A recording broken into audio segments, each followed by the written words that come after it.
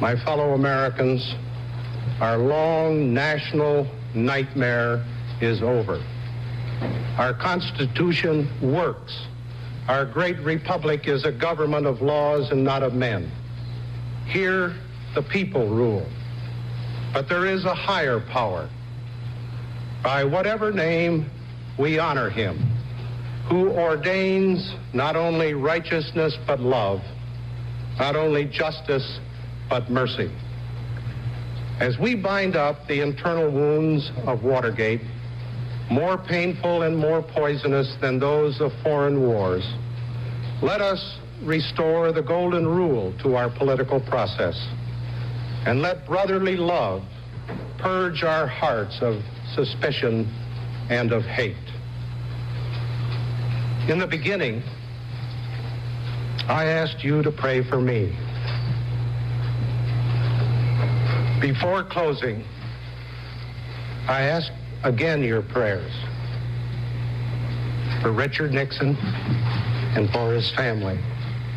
August 9th, 1974, Gerald Ford taking the oath of office as president, the same oath taken by George Washington and by every president under the Constitution. But, as he pointed out, Gerald Ford assumed the presidency under extraordinary circumstances never before experienced by Americans. 50 years ago, Vice President Gerald Ford replaced Richard Nixon as president. You've probably heard a lot this month about that anniversary in the context of Richard Nixon resigning. But in this episode of C-SPAN's podcast, The Weekly, we focus instead on Gerald Ford and his whirlwind precedent-setting month of August 1974. And we hear some parallels to what's in the news today. Hi, I'm Susan Swain. Campaign 2024 has evolved in some unexpected ways. And from now until Election Day, C-SPAN promises you unfiltered coverage of the candidates as they battle to win the White House and Congress. You may not know that C-SPAN is a private company that operates without a dime of government money. And like many media organizations, we've been impacted by cord cutting. This summer, we are asking for you to help support our unbiased political coverage with a donation. Here's the good news. 100% of your contribution, large or small, directly supports C-SPAN operations. And best of all, an anonymous donor has pledged to match your donation dollar for dollar up to $25,000. You can find out more at cspan.org/donate. Help ensure that C-SPAN's unique, long-form coverage of politics is here to stay. Visit cspan.org/donate. Thank you for watching, and thanks so much for your support.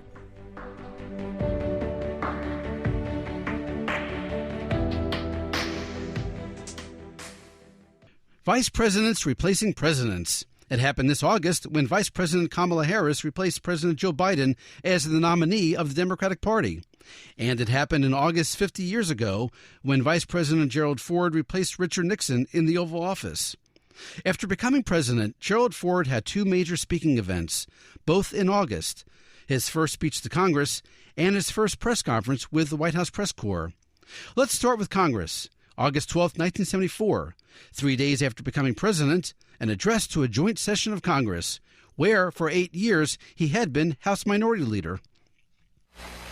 My fellow Americans, we have a lot of work to do. My former colleagues, you and I have a lot of work to do. Let's get on with it.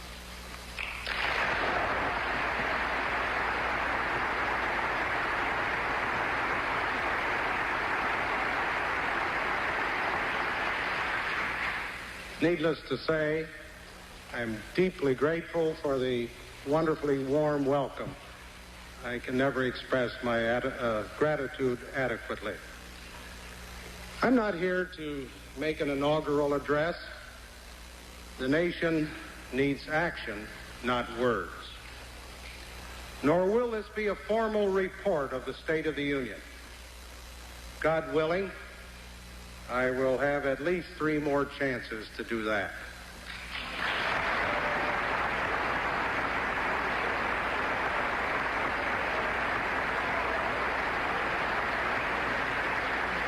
It's good to be back in the People's House.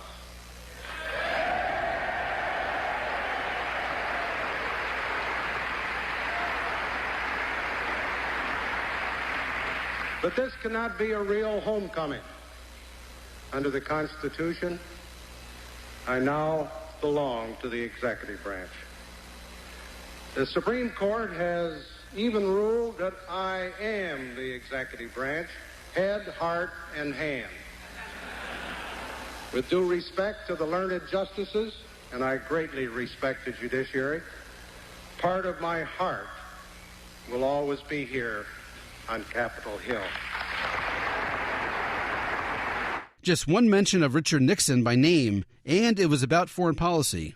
Successful foreign policy is an extension of the hopes of the whole American people for a world of peace and orderly reform and orderly freedom. So I would say a few words to our distinguished guests from the governments of other nations, whereas at home, it is my determination to deal openly with allies and adversaries. Over the past 5.5 years in Congress as Vice President, I have fully supported the outstanding foreign policy of President Nixon.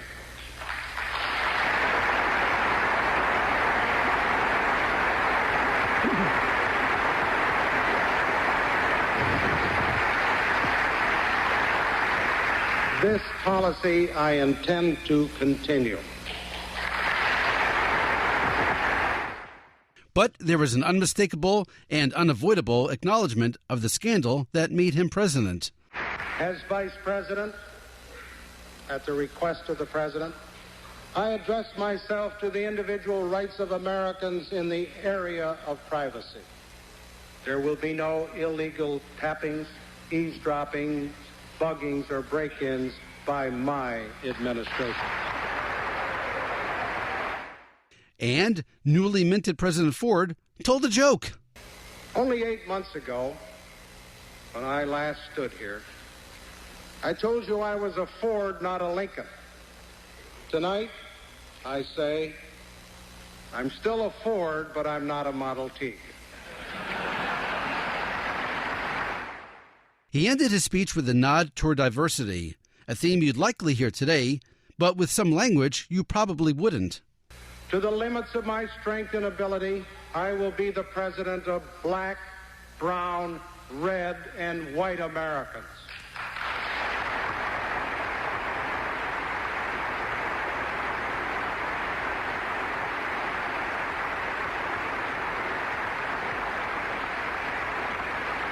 Of old and young, of women's liberationists and male chauvinists,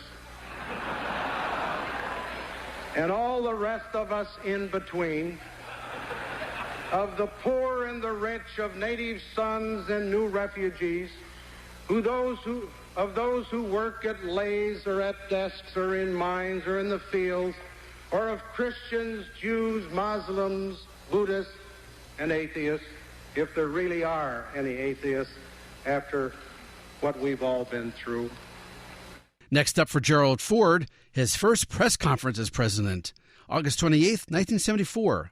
And the first question went to Helen Thomas. And the topic, immunity, very much in the news today with another former president, Donald Trump. Helen? Mr. President, aside from the special prosecutor's role, do you agree with the Bar Association that the law applies equally to all men, or do you agree with Governor Rockefeller that former President Nixon should have immunity from prosecution? And specifically, would you use your pardon authority if necessary? Well, let me say at the outset that I made a statement in this room on the few moments after the swearing in. And on that occasion, I said the following.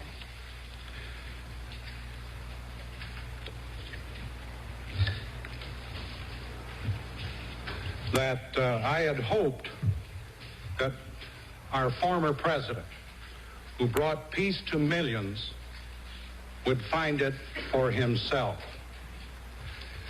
Now, the expression made by Governor Rockefeller, I think, coincides with the general view and the point of view of the American people. I subscribe to that point of view. But let me add, in the last 10 days or 2 weeks, I've asked for prayers for guidance on this very important point. In this situation, I am the final authority. There have been no charges made. There has been no action by the courts. There's been no action by any jury. And until any legal process has been undertaken, I think it's unwise and untimely for me to make any commitment. President Ford got political questions. Sir, two political questions. Do you definitely plan to run for president in 1976? And if so, would you choose Governor Rockefeller as your running mate, or would you leave that choice up to the convention's free choice? I'll repeat what has been said on my behalf, that I'll probably be a candidate in 1976. I think Governor Rockefeller and myself are a good team. But of course, the final judgment in this matter will be that of the delegates to the National Convention. A historical footnote to that question: after Congress confirmed him, Nelson Rockefeller became vice president in December 1974. But he was dropped from the 1976 ticket. President Ford picked a different running mate, Bob Dole. And President Ford got a question about pardoning Richard Nixon. May I just follow up on Helen's question? Are you saying, sir, that the option of a pardon for former President Nixon is still an option that you will consider depending on what the courts will do? Of course, I make the final decision, and until it gets to me, I make no commitment one way or another. But I do have the right as President of the United States to make that decision. And you're not ruling it out? I am not ruling it out. It is an option, and a proper option for any president. President Ford also got a question about a topic that's familiar today, inflation, from a TV news personality who we still hear from today, Tom Brokaw. Mr. President, as you know, a number of people have questioned your opposition to a return to wage and price controls. Gardner Ackley, a University of Michigan economist that you have listened to in the past, recently testified before Congress that if we're really frightened about inflation, we ought to think about returning to wage and price controls. Can you foresee any circumstances under which you would be willing to do that and make them work? I foresee no circumstances under which I can see the reimposition of wage and price controls. The situation is precisely this. This past week, I had a meeting with the Democratic and Republican leadership, plus my own advisors in the field of our national economy. There was an agreement, number one, that I would not ask for any wage and price control legislation. There was agreement by the leadership on both sides of the aisle that there was no possibility whatsoever that this Congress in 1974 would approve any such legislation. Number three, labor and management almost unanimously agree that wage and price controls at the present time or any foreseeable circumstances were unwise. Under all of those circumstances, it means wage and price controls are out, period. And now, a bonus clip. We heard Gerald Ford tell a joke to Congress, his Ford Lincoln Model T riff. Well, here's how he opened his press conference. Another joke. The punchline for this joke, the First Lady. Good afternoon. At the outset, I have a very important and a very serious announcement. There was a little confusion about the date of this press conference. My wife, Betty, had scheduled her first press conference for the same day. And obviously, I had scheduled my first press conference for this occasion. So Betty's was postponed. We worked this out between us in a calm and orderly way. She'll postpone her press conference till next week. And until then, I'll be making my own breakfast, my own lunch, and my own dinner. Want to learn more about the transition from Richard Nixon to Gerald Ford 50 years ago? Check out on C-SPAN's website a special gallery of videos called Richard Nixon Resignation 50th Anniversary. You'll find this video from the Oval Office, September 8th, 1974.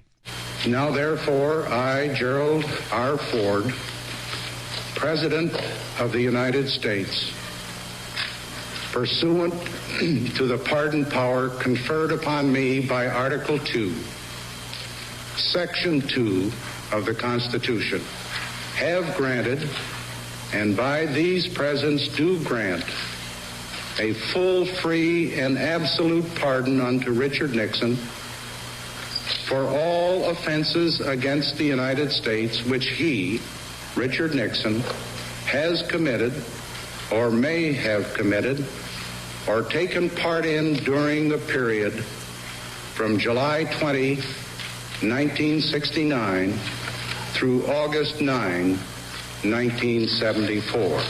That's it for this episode of C-SPAN's Podcast The Weekly. For now, thanks for listening and happy searching.